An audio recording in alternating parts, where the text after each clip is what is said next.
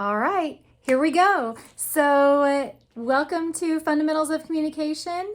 This is the summer edition. This is the 10-week course, and this is delivered in an online format. So we are in week number 1. So you've made it to week 1, and this week is all about getting familiar with the course and into the course content. And so you're first going to want to read through the notes on the home page and any announcements that come up. You'll want to stay familiar with this each week. This is where I'll be posting these videos to help guide you through the course week by week, and any announcements that come up will be posted on this page as well. Then you'll want to hit the course content tab and start reading through the Getting Started module. This is an orientation module that really exposes you to the course format. So you'll see the syllabus on there, and you want to become familiar. A syllabus is a course contract, and so it lets you know about the course format, the grading policies, how much assignments are worth, and we'll also have the course schedule. In one of my earlier videos, I strongly advised you to print off the course schedule, and printing off the course schedule will allow you to have a visual guide in person. You can put it by your mirror, on your refrigerator, somewhere that you go regularly, on your desk.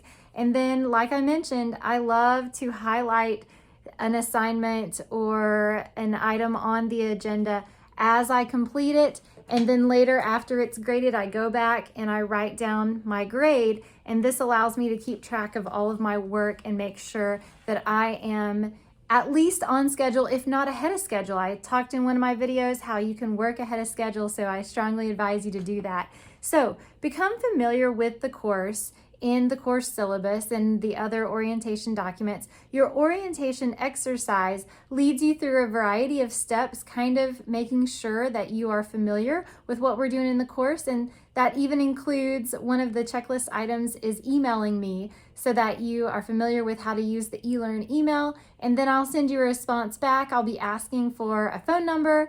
I have found that students who share their phone number with me, and I only use it if I need to, if you fall behind in the course and don't respond to emails, but students who give me that phone number pass the course.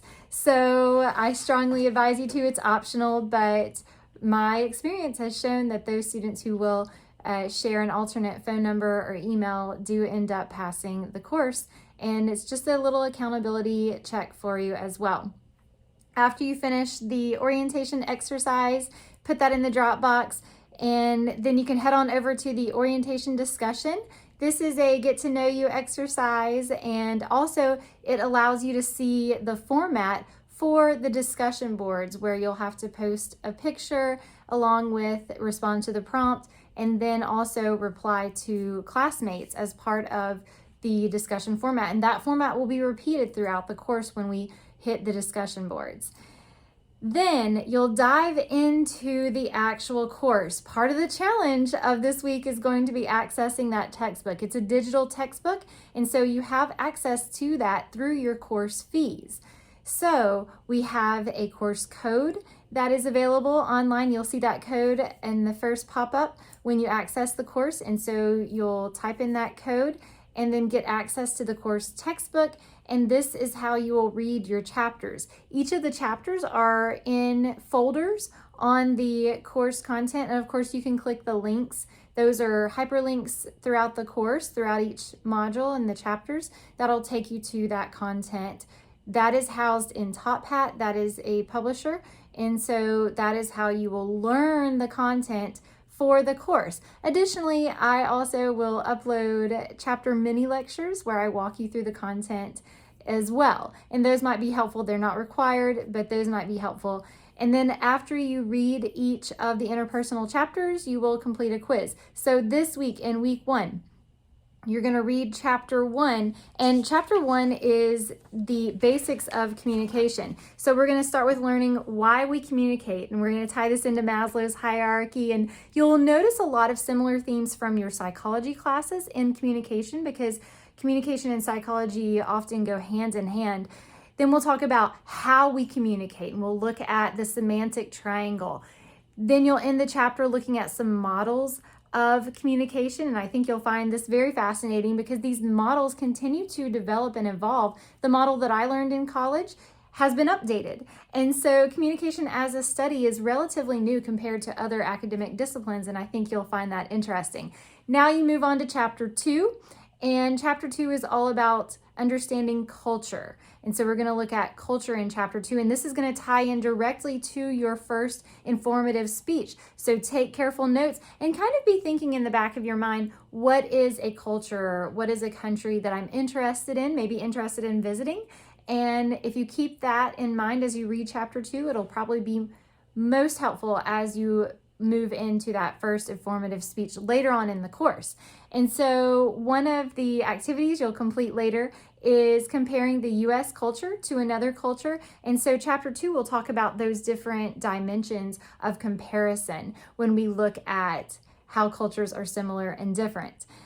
You'll also be studying demographics and how that can play into diversity, and you'll be examining, hopefully reflecting on some of your stereotypes, some of your biases. And there's a really great tool, interactive reflective tool, that I'd like to let you know about, and that is the Harvard Implicit Bias Test. It's called Project Implicit. You can just Google it, and it'll take you to a website where you can take a test on any number of stereotypes that you may be curious about, and it'll let you know personally how you score, and you can also see how you score compared to others. This is a live database, and so the information is also studied, and so it's pretty neat, and you might find value in it as you look at chapter 2.